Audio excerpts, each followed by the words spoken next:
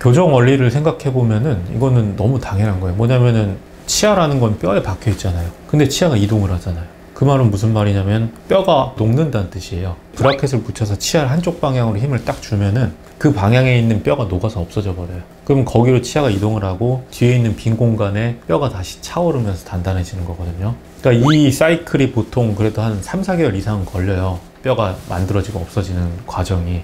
그러니까 이거를 사실은 단기간에 끝난다는 거는 말이 안 되는 거죠. 이거를 너무 급속도로 교정을 해버리면은 나중에 다시 돌아와요 또. 그래서 원래 교정은 천천히 조금씩 해야 나중에 돌아오는 비율이 아무래도 적다 이렇게 생각을 좀 하죠. 그래서 평균적으로 2년 정도 보통 말씀을 드리죠, 교정을 할 때는.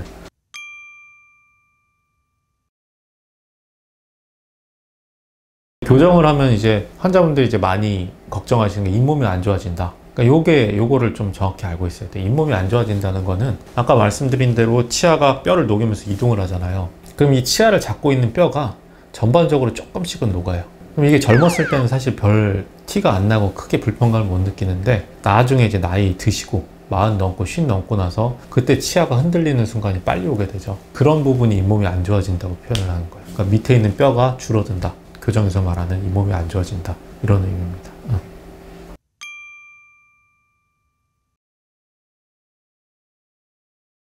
아까 말씀드린 데 치아는 힘을 받으면 이동을 하거든요. 그러면은 우리가 앞니를 반듯하게 만들어 놨어요. 근데 이거는 부자연스러운 상태란 말이에요. 앞니가 원래 반듯하지 않았던 사람이 반듯하게 해놨잖아요. 이 치아들이 삐뚤빼뚤해졌던 이유는 우리가 씹을 때마다 치아가 부딪히면서 작용했던 힘들이 그 치아를 그 위치로 다 갖다 놓은 거거든요. 근데 이걸 강제로 반듯하게 해놨잖아요.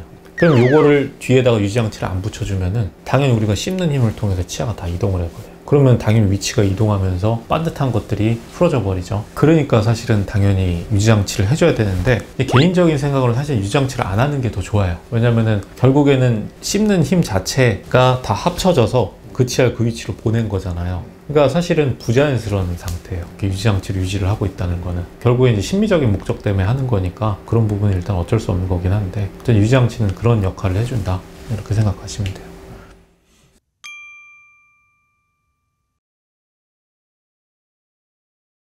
아까도 말씀드렸지만 강한 힘이나 이런 것들은 당연히 치아를 빨리 이동시켜요. 그러니까 치아를 가장 쉽게 이동시키는 힘은 어떤 힘이냐면은 지속적으로 가해진 힘이 제일 해롭거든요. 그래서 브라켓 붙여놓고 거기 와이어로 힘을 주는 이유가 지속적으로 약하게 힘을 줄수록 치아가 이동하는 게 점점 커지는 거죠. 그래서 우리가 이제 해로운 습관들은 뭐냐면 이갈이나 이악 물기 이런 것들은 매일 잘 때마다 계속 힘을 주고 당연히 안 좋은 영향을 주겠죠. 그러니까 당연히 치아에도 안 좋은 거고, 예를 들어서 우리가 어렸을 때 생각 없이 하는 뭐 손톱을 물어뜯는다든지 아니면 손을 빤다든지 이런 것들은 개방교합을 만들어요. 치아 자체를 벌리고, 그런 습관들은 별거 아닌 것처럼 보이는데 굉장히 나중에 후회할 일들을 많이 만드니까 그런 것들은 안 하는 게 좋겠죠.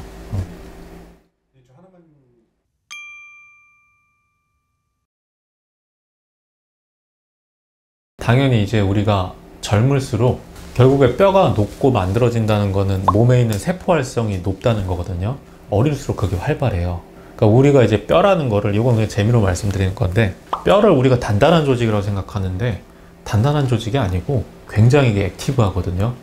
그러니까 이 뼈 안에는 어떤 세포가 들어있냐면은 뼈를 만드는 놈이랑 뼈를 부수는 놈이 같이 들어있어요, 세포가. 그래서 한 놈은 계속 부수고 한 놈은 계속 만들고, 이게 일생 동안 계속 일어나는 거거든요. 그래서 이 균형이 깨지면은 보통 이제 나이 드시고 골다공증 이런 게 생기는 거죠. 뼈를 만드는 놈 숫자가 줄어들어서 계속 구멍만 뚫린다든지, 아니면 부수는 놈이 너무 활성이 강해져서 뼈가 이제 구멍이 많이 뚫린다든지, 이런 게 이제 골다공증인데, 교정이라는 거는 당연히 뼈를 만들고 부수는 활성이 좋아야 이게 치아도 빨리 움직이고 빨리 만들어지고 효과가 일어날 텐데, 나이 드시면 그런 활성이 다 떨어져요. 그러니까 당연히 어린 나이에 하는 게 훨씬 유리한 거고 치아가 잘 움직이죠. 그리고 나이 드시고 나서는 교정을 하고 싶어도 문제는 뭐냐면 그게 문제가 아니에요. 그러니까 교정이나 심미나 이런 게 문제가 아니고 당장 치아가 흔들리잖아요, 마음만 넘어도. 그러니까 이 치아를 잡고 있는 힘 자체가 확 뼈가 녹아서 줄어들어 있는 상태에서 치아만 반듯하게 해놓고 몇 년 있다 다 뽑아버리면 의미가 없잖아요.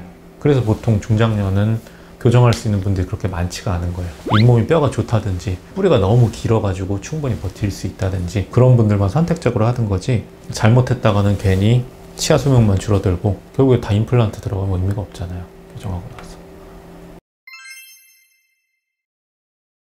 일단은 오늘 교정에 대해서 아주 간단한 내용만 좀 말씀을 드렸는데, 어쨌든 모든 진료는 신중하게 하되 다 장단점이 있는 거예요. 교정이라는 진료가 나쁜 것도 아니고, 그렇다고 뭐 아주 누구나 다 권할 정도로 좋은 진료도 아니에요. 그러니까 본인한테 만든 것을 충분히 생각을 좀 하고, 그리고 결국에 이제 하는 건 의사지만 결정은 본인이 내리잖아요.